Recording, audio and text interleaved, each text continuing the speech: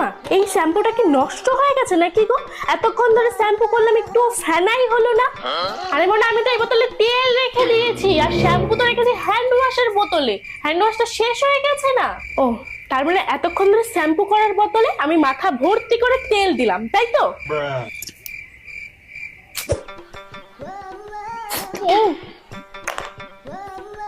ও মা, এই বিস্কুট গুলোতে সার্ফের গন্ধ কেন বেরোচ্ছে?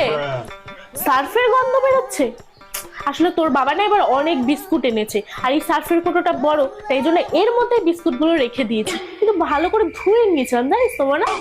তুমি এগুলো কেন করো মা? এই অদল বদলটার দরকারটা কি? জলটা এরকম টেস্ট লাগছে কেন মা? ও মা, মনে তুই ওই বোতল থেকে জল খেয়েছিস? আমি তো ওর মধ্যে গঙ্গার জল ভরে রেখেছিলাম।